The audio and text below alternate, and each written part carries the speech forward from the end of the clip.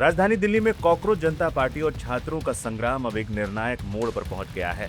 जंतर मंतर पर उमड़ती भारी भीड़ ने सरकार को भी सोचने पर मजबूर कर दिया है।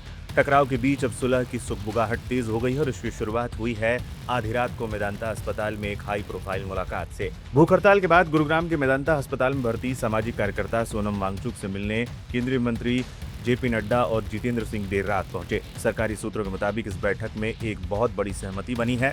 सरकार ने वांगचुक की ये मांग मान ली है कि जिसमें छात्र आंदोलन पर संसद में चर्चा कराने की बात कही गई थी। माना जा रहा है कि इस कदम से गतिरोध टूटने का एक बड़ा रास्ता खुल सकता है।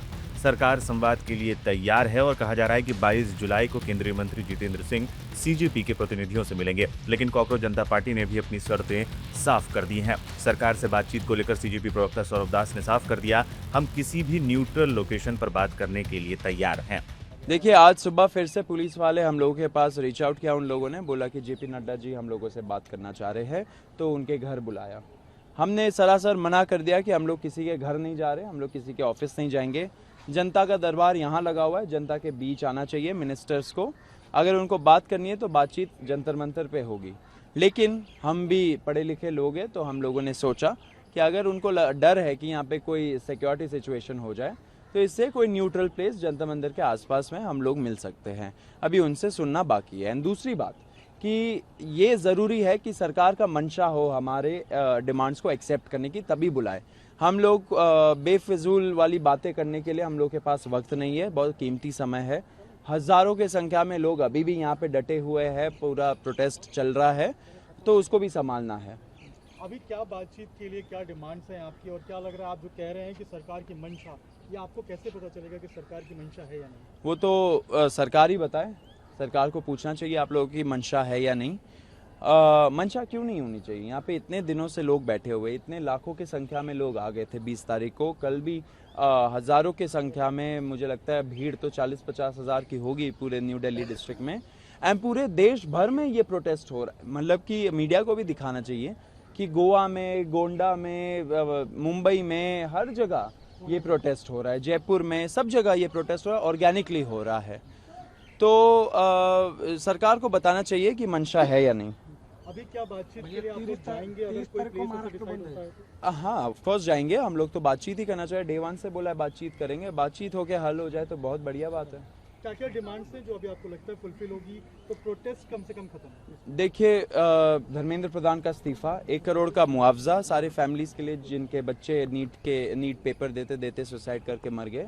एंड नंबर 3, जो भी यहाँ पे लोग हैं जिनके खिलाफ FIRs हुए हैं, अननेसेसरली FIRs हुए पीसफुल प्रोटेस्टर्स के खिलाफ, वो FIRs को वापस ले लेना चाहिए। एंड हम लोग एक सॉवरेन गारंटी मांगेंगे गवर्नमेंट से कि इस प्रोटेस्ट से रिलेटेड कोई भी पीसफुल प्रोटेस्टर के खिलाफ कोई फ्यूचर में भी ऐसा FIR नहीं होगा। एक तरफ सरकार सुलह की कोशिश कर रही है तो दूसरी तरफ सड़क से लेकर संसद तक भारी सियासी ड्रामा जारी है।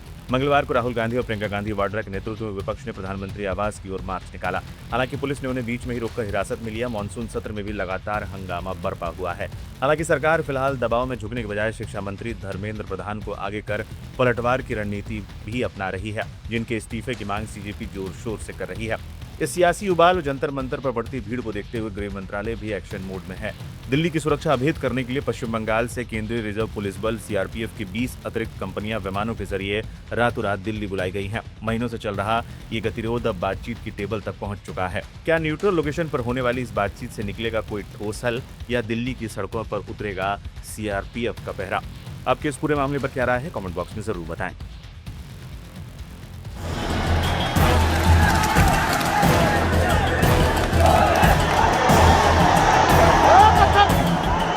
नीट परीक्षा पेपर लीक और NTA में सुधार की मांग को लेकर राजधानी दिल्ली की सड़कों पर संग्राम छिड़ा है।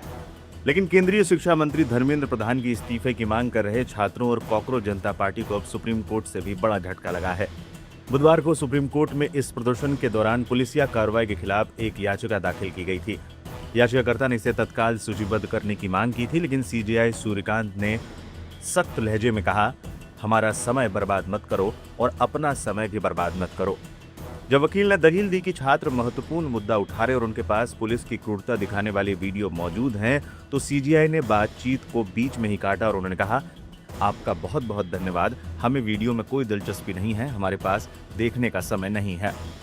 आपको बता दें, एक दिन पहले दिल्ली हाईकोर्ट ने भी ये कहते हुए मामले से किनारा कर लिया था कि अदालत को इसमें मत घसीटे।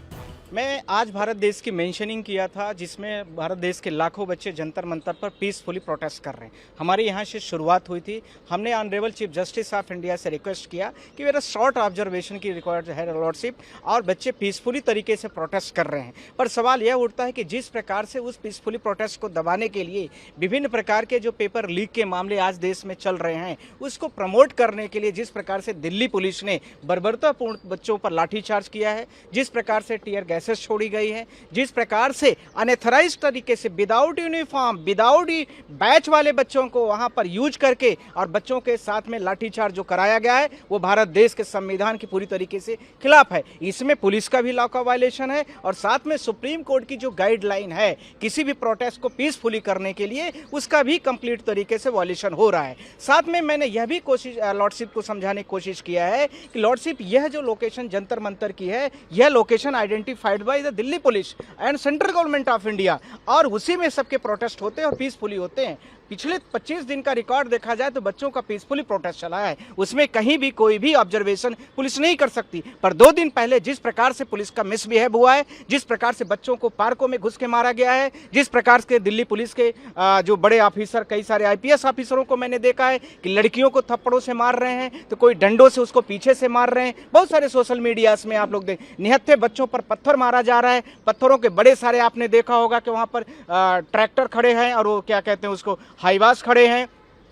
तो इसमें शॉर्ट ऑब्जर्वेशन की जरूरत है, पर कोर्ट ने इस चीज से डिनाई किया है। आज ये बोला है कि अभी मैं इसको नहीं सुन पाऊंगा, और इसके साथ में मैंने बोला है कि लॉर्डशिप इसमें शॉर्ट ऑब्जर्वेशन दिया जाए। साथ में मैंने पेन ड्राइव के साथ में जितनी वीडियोस हैं सोशल मीडियाज में, जितनी पब्लिश्ड है मीडियाज में, उसको भी मैंने उसमें रखा हुआ है। अब हमारी प्रेयर क्या क्या है, हमने यह बोला है कि बच्चों के 3 बड़ी छोटी प्रेयर हैं। पहला कि NTA का जो एग्जामिनेशन अभी कंडक्ट करा रही है नीट का, वो फ्री और फेयर तरीके से नहीं हो रहा है, जो लॉर्डशिप भी जानते हैं। बहुत सारी पिटीशन उनके पोर्टल में पेंडिंग भी है। दूसरा, इसी के साथ में भारत सरकार से मैंने कोर्ट से यह भी मैंने रिक्वेस्ट किया कि NTA नामक जो एजेंसी है उसको डिसॉल्व कर दिया जाए। यही दूसरी उनकी रिक्वेस्ट है, और तो कुछ ज़्यादा वो मार नहीं रहे कि कुछ लंबा चौड़ा है। तो इसमें कोर्ट ने बोला कि हम इसको नहीं सुनेंगे और हमें अभी इसमें कोई इंटरेस्ट हम नहीं ले रहे हैं। साथ में मेरा सवाल आप लोगों के माध्यम से है कि हमने 4 चीज़ें जो अपने लेटर पिटीशन के माध्यम से बोला था कि बच्चों को फ्री और फेयर एग्जामिनेशन के लिए गवर्नमेंट जो है वो कहीं पर अकाउंटेंसी नहीं मेंटेन कर रही। दूसरा, इसके साथ में जो बच्चे अभी प्रोटेस्ट पीसफुली कर रहे हैं, उनको पीसफुली प्रोटेस्ट करने का आर्टिकल 19(1)(b) और 1(c) में कंप्लीट तरीके से आर्टिकल दिया हुआ है, वो पीसफुली कर रहे हैं। इसलिए उस समय पर जो भी व्यक्ति इस तरह से वायलेशन और लॉ का उल्लंघन कर रहा है, जिसमें पुलिस ऑफिसर, RAF, CISF के जवान और बिना नाम और बिना बैच के, बिना यूनिफॉर्म वाले जिन लोगों ने बर्बरतापूर्ण बच्चों के साथ बिहेव किया है, वो पूरी तरीके से निंदनीय है और उसमें पुलिस FIR होनी चाहिए। इसके लिए भी मैंने कोर्ट से रिक्वेस्ट मेरे पिटीशन में था। फिर ये पूरा विवाद इतना क्यों गर्मा गया है? दरअसल कॉकरोच जनता पार्टी जून से ही जंतर मंतर पर धरना दे रही है। 20 जुलाई यानी सोमवार को उन्होंने संसद मार्च का ऐलान किया। भारी भीड़ के बीच पुलिस और प्रदर्शनकारियों में हिंसक झड़प हो गई। बवाल इतना बढ़ा कि राम मनोहर लोहिया अस्पताल के आपातकालीन विभाग में 186 घायलों को लाया गया। पुलिस के मुताबिक इस झड़प में उनके 118 जवान जख्मी हुए हैं। मामले की गंभीरता को देखते हुए अब तक 6 FIR दर्ज भी हो चुकी है। इस हंगामे के बीच सोशल मीडिया पर दावों की जंग छिड़ गई है। CJP के प्रवक्ता सौरभ दास ने आरोप लगाया कि पुलिस ने शांतिपूर्ण प्रदर्शनकारियों पर पैलेट गन का इस्तेमाल किया। कुछ अन्य लोगों ने रैपिड एक्शन फोर्स पर इलेक्ट्रॉनिक स्टेन गन चलाने का आरोप लगाया, लेकिन दिल्ली पुलिस ने इन सभी दावों को सिरे से खारिज कर दिया है। पुलिस ने इस पर पोस्ट कर दावा किया कि पैलेट गन और स्टेन गन के इस्तेमाल की खबरें पूरी तरह से झूठी और भ्रामक हैं। एक तरफ पेपर लीक से गुस्साए छात्र और सियासी दल आर पार की लड़ाई के मूड में है, तो दूसरी तरफ पुलिस इसे कानून व्यवस्था का मामला बता रही है। और अब देश की सबसे बड़ी अदालत ने भी साफ कर दिया है कि वो इस मामले पर तुरंत दखल देकर अपना समय नहीं गंवाना चाहती। मामले को लेकर अभी भी छात्र जंतर मंतर पर डटे हुए हैं और भीड़ लगातार बढ़ती जा रही है। मामले को लेकर संसद में भी जबरदस्त गतिरोध देखने को मिला है।